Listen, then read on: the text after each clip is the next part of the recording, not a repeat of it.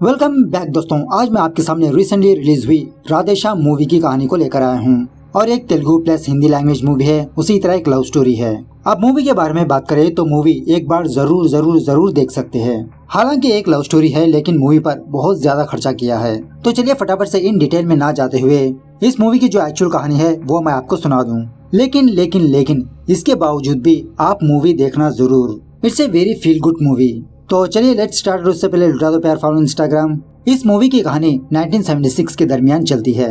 Movie की शुरुआत में ही इंडिया में परमहंसा नाम के एक गुरुजी को दिखाया जाता है और एक्चुअली ये गुरुजी ब्लाइंड होते हैं, ज्योतिष्य में महारत हासिल कर चुके होते हैं। बड़े बड़े मिनिस्टर्स, बिजनेसमैन इनके पास आते हैं अपना फ्यूचर जानने के लिए। हालांकि परमहंसा अंधा है लेकिन किसी का भी हाथ पकड़कर फटाक से उनका फ्यूचर, पास्ट सब कुछ बता देते हैं और इसी तरह परमहंसा ऑलमोस्ट साइंस को भी जानते हैं।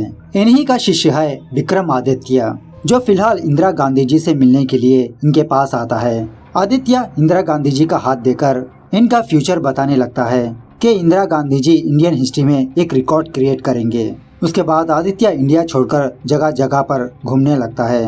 अब पर्सनली विक्रमादित्य के बारे में बात करें तो सारे लोग इसको आइंस्टीन ऑफ पाल मिस्ट्री कहते हैं। मतलब आदित्य ने किसी का भी हाथ देकर उसका फ्यूचर बता दिया तो वो होकर ही रहेगा 100%। बड़े बड़े लोग भी अपना फ्यूचर जानने के लिए आदित्य के पास आते रहते हैं। उसी तरह आदित्य जहाँ पर भी जाता लड़कियों से फ्लर्ट करते रहता है।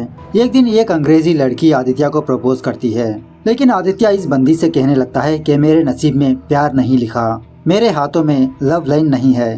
खैर दूसरे सीन में हमारी हीरोइन का इंट्रोडक्शन होता है। इसका नाम है प्रेरणा और प्रेरणा एक डॉक्टर है। हमेशा एक ट्रेन के जरिए से अपने हॉस्पिटल जाती रहती है। अब प्रेरणा को ट्रेन के बाहर झांकने का बहुत शौक होता है। प्रेरणा अपनी ओढ़नी अपने कमर को बांध के दूसरे लोगों के हाथ में थमा देती है। इस तरह से ये हर बार ट्रेन के बाहर का मजा लेती रहती है। खैर जब प्रेरणा अपने हॉस्पिटल आती है, इसके हॉस्पिटल में ऑलरेडी शिप का एक कैप्टन मौजूद होता है एज ए पेशेंट की तरह। एक्चुअली इस कैप्टन को कोई भी बीमारी नहीं होती लेकिन इसके बावजूद भी ये कैप्टन इस हॉस्पिटल में रहने लगता है। हर रोज कोई ना कोई टेस्ट करने के लिए कहता रहता है। तभी प्रेरणा का अंकल प्रेरणा को अपने पास बुलाकर कहने लगता है कि मैंने कहा ना कि तुम हॉस्पिटल मत आया करो, घर में रेस्ट लेती रहो। प्रेरणा कहने लगती है कि अंकल मेरी तबीयत अब बिल्कुल ठीक है, बुखार कम हो चुका है, जब रिपोर्ट्स आ जाएंगे पहले ही मैं आपको दिखा दूंगी। दूसरे सीन में विक्रमादित्य की माँ को दिखाया जाता है। इसकी माँ एक क्लासिकल डांसर होती है और फिलहाल आदित्य सारा वर्ल्ड घूम के इटली आता है अपने माँ के पास। और एक्चुअली इस मूवी की सारी कहानी इटली में ही चलती है। खैर अब आदित्य अपनी एक पर्सनल डायरी को मेंटेन करते रहता है, अपनी सारी बात उस डायरी में लिखता रहता है लेकिन किसी को भी ये डायरी छूने नहीं देता। उसके बाद आदित्य ट्रेन के जरिए से कहीं पर सफर करने लगता है। उसी ट्रेन में आदित्य को प्रेरणा नजर आती है। अब प्रेरणा को तो पापा की परी बनने का बहुत शौक होता है। अपनी ओढ़नी को कमर पर बांध के दूसरा एंड आदित्य के हाथ में थमा देती है उस ओढ़नी को पकड़ने के लिए। लेकिन आदित्य उस ओढ़नी को पकड़ने के बजाय वो उल्टा प्रेरणा के सामने आता है, उसको ऐसे ही देखते रहता है। ये सीन बहुत ही अच्छा लगा। यहाँ पर प्रेरणा खुद को समझती थी कि एक पागल है लेकिन आदित्य इससे भी बड़ा पागल निकला। स्टेशन आने के बाद वहाँ से जाने लगती है लेकिन आदित्य प्रेरणा को फॉलो करने लगता है। एक समय पर आने के बाद आदित्य और प्रेरणा ये दोनों अलग अलग बस में होते हैं। आदित्य अपनी बस की विंडो पर वेपर क्रिएट करके प्रेरणा का नाम पूछने लगता है। प्रेरणा भी उसी तरह से आदित्य से पूछने लगती है कि मेरा नाम जान के क्या करोगे। आदित्य कहने लगता है तुम पर मैं कविता लिखूंगा। प्रेरणा लिखती है अगर नसीब में होगा हम दोबारा मिलेंगे तब बताऊंगी। उसके बाद यहाँ पर बहुत ही खूबसूरत गाना चलता है। इस गाने के दरमियान आदित्य और प्रेरणा ये दोनों एक दूसरे के आसपास ही होते हैं लेकिन ये दोनों एक दूसरे को देख नहीं पाते। हर एक दिन गुरुजी परमहंसा आदित्य से मिलने के लिए इटली आते हैं और एक्चुअली परमहंसा ने एक किताब लिखी होती है पामिस्ट्री 99% साइंस। आदित्य को देकर इस किताब को कंप्लीट करने के लिए कहते हैं लेकिन आदित्य का मानना ये होता है कि भगवान ने हमारे नसीब में जो लिखा होता है वही होगा, वो भी 100%, इसको बदला नहीं जा सकता। लेकिन परमहंसा का लॉजिक कुछ और ही होता है। खैर परमहंसा के बताने पर आदित्य एक बहुत बड़े बिजनेसमैन, इसका नाम होता है आनंद राजपूत, उससे जा मिलता है। आनंद राजपूत आदित्य के जरिए से अपना पॉलिटिकल करियर जानना चाहता है। मतलब आनंद को पॉलिटिक्स में बहुत इंटरेस्ट होता है। सो आदित्य उसी तरह से आनंद का हाथ देकर इससे कहने लगता है कि आप अपने दिमाग से पॉलिटिक्स छोड़ दीजिए, बिजनेस में ही आप सक्सेसफुल बन सकते हो। आने वाले कुछ दिनों में आप अपने फादर की कंपनी टेक ओवर करोगे, आप चाहो या ना चाहो। ये सुनने के बाद आनंद को बहुत गुस्सा आता है। दोबारा अपना हाथ आगे कर आदित्य से कहने लगता है, दोबारा देखो मेरा हाथ। आदित्य कहने लगता है, मैं दूसरी बार नहीं देखता। जन्म से लेते हुए मृत्यु तक मुझे सारी बात पता होती है। आदित्य बाहर जाने के बाद आनंद आदित्य के पीछे अपने आदमियों को लगा देता है। आदित्य उन लोगों से बचते फिरने लगता है। मतलब यहाँ पर एक छोटी सी चेजिंग होती है। इसी चेजिंग के दौरान आदित्य का एक्सीडेंट हो जाता है। बहुत जख्मी हालत में आदित्य प्रेरणा के हॉस्पिटल आता है। वहाँ पर प्रेरणा को देखता है, तब जाके प्रेरणा का नाम पता चलता है। खैर ज्यादा चोटें आने की वजह से आदित्य को 2 दिन हॉस्पिटल में एडमिट कर लिया जाता है। और यहाँ पर भाई साहब कुछ कॉमेडी सीन्स चलते हैं। प्रभास भाई साहब अपना कॉमेडी मत किया करो, तौबा तौबा तौबा। खैर इसी दरमियान में प्रेरणा भी आदित्य से अट्रैक्ट हो जाती है। एक दिन हॉस्पिटल में आदित्य प्रेरणा के सामने आता है। प्रेरणा पूछने लगती है, क्या तुम अपने आप को रोमियो समझते हो? आदित्य कहने लगता है, नहीं, मैं इसकी तरह प्यार नहीं करता। आई वॉन्ट फ्लर्टेशनशिप, मतलब मैं जितने दिन यहाँ पर रहूँ तुम्हारे साथ बिताना चाहता हूँ। तुम भी मुझसे प्यार मत करो, जस्ट फ्लर्टेशनशिप मेंटेन करो। और इसी तरह कल आदित्य किसी जगह पर कॉफी के लिए बुलाता है। लेकिन दूसरे दिन प्रेरणा मेडिकल कैंप के लिए किसी दूसरे गांव चली जाती है। जब प्रेरणा ट्रेन से उतरती है, उस स्टेशन में आदित्य मौजूद होता है। आदित्य को देखकर प्रेरणा शॉक में रह जाती है। मतलब आदित्य अपनी बाइक पर 300 किलोमीटर की दूरी पार करके आया है। प्रेरणा आदित्य को देखते ही देखते उसके पास खींची चली जाती है। आदित्य प्रेरणा को अपनी बाइक में बिठाकर वहाँ से ले जाने लगता है। इस तरह से यहाँ पर एक और सॉन्ग चलता है। इसी गाने के दरमियान ये दोनों एक दूसरे से और करीब हो जाते हैं। खैर दूसरे दिन प्रेरणा ट्रेन में अपने हॉस्पिटल जा रही होती है। आदित्य उस ट्रेन में आ जाता है और उसी ट्रेन में एक बंदा होता है। आदित्य को देखकर इसे पहचान लेता है, क्योंकि आदित्य बहुत बड़ा पामिस्ट है। इस ट्रेन में इस बंदे के साथ साथ इसकी बेटी भी होती है, जिसका नाम होता है तारा। तारा को स्पोर्ट्स में इंटरेस्ट होता है। वो बंदा आदित्य को तारा का फ्यूचर देखने के लिए कहता है। तारा का हाथ आगे रखता है। पहले तो आदित्य इसके लिए मना कर देता है, लेकिन बाद में तारा और उसके फादर से कहने लगता है कि स्पोर्ट्स नहीं, पढ़ाई पर ध्यान दो, वहीं पर इसका फ्यूचर है। ये सुनने के बाद तारा को बहुत गुस्सा आता है, वहाँ से चली जाती है। तभी डिब्बे में के सारे लोग आदित्य के सामने अपना हाथ रखते हैं इनका फ्यूचर बताने के लिए। तभी स्टेशन आने पर आदित्य और प्रेरणा ये दोनों उस ट्रेन से नीचे उतर जाते हैं। जब ट्रेन वहाँ से जा रही होती है, आदित्य ये ऑब्जर्व करता है कि उन सारे लोगों का फ्यूचर खत्म होने वाला है। मतलब लाइफलाइन खत्म होने वाली है, जिसका मतलब इस ट्रेन को एक्सीडेंट होने वाला है। आदित्य यही बात प्रेरणा को बताता है। सो आदित्य जंगल के रास्ते से जाकर उस ट्रेन को रोकने की कोशिश करता है। एक बड़ा सा पेड़ ट्रैक पर डाल देता है ताकि वो ट्रेन रुक जाए, लेकिन तभी वो ट्रेन दूसरी ट्रैक पर जाने लगती है। ये देखकर आदित्य थोड़ा डिसअपॉइंट हो जाता है। दूसरे दिन टीवी में ये न्यूज चलने लगती है कि उस ट्रेन का एक्सीडेंट हो चुका है, काफी सारे लोगों की जान जा चुकी है। उस एक्सीडेंट में तारा का फादर भी मर जाता है, लेकिन तारा बच जाती है। आदित्य की ये भविष्यवाणी देखकर प्रेरणा बहुत शॉक में रह जाती है, क्योंकि प्रेरणा भी वही न्यूज को देखती रहती है। खैर हॉस्पिटल आने के बाद प्रेरणा का अंकल प्रेरणा से कहने लगता है कि बेटा, क्या तुमने अपनी बात आदित्य को बताई? तुम आदित्य से प्यार मत करो। मैं ये जानता हूँ तुम आदित्य से प्यार करती हो, लेकिन ये बात तुम्हारे लिए और आदित्य के लिए ठीक नहीं। उसके बाद आदित्य और प्रेरणा ये दोनों कहीं पर घूमने के लिए जाते हैं। प्रेरणा पूछने लगती है, आदित्य, क्या हम हमारी डेस्टिनी को बदल सकते हैं? आदित्य कहने लगता है, नहीं, एक्चुअली कल मैं थोड़ा इमोशन में आकर उस ट्रेन को रोकने की कोशिश की, लेकिन देखा ना तुमने, मैं रोक नहीं पाया। तभी प्रेरणा अपने हाथ आगे कर इसका फ्यूचर बताने के लिए कहती है। आदित्य प्रेरणा का हाथ देखकर उसका फ्यूचर बताने लगता है कि इसका फ्यूचर बहुत ही ब्राइट है, बहुत लंबे समय तक जिएगी, बहुत बड़ी हॉस्पिटल बनवाएगी, एक अवार्ड भी लेगी। इस तरह से काफी सारे पॉजिटिव थिंग्स बोलते रहता है। तभी प्रेरणा की नाक से खून टपकने लगता है। ये देखकर आदित्य शॉक में रह जाता है। देखते ही देखते प्रेरणा बेहोश हो जाती है। आदित्य प्रेरणा को उसके हॉस्पिटल लाता है। सारे डॉक्टर्स प्रेरणा का ट्रीटमेंट करने लगते हैं। जब प्रेरणा का अंकल बाहर आता है, आदित्य पूछने लगता है कि प्रेरणा को क्या हुआ। वो बताने लगता है, क्या प्रेरणा ने तुमको नहीं बताया? उसको ब्रेन में ट्यूमर है जो कभी क्यूर नहीं होने वाला, वो मरने वाली है। यह सुनने के बाद आदित्य फौरन प्रेरणा के पास जाता है। प्रेरणा आदित्य से कहने लगती है, बस 2 महीनों की मेहमान हूँ आदित्य, यही है मेरी लाइफलाइन।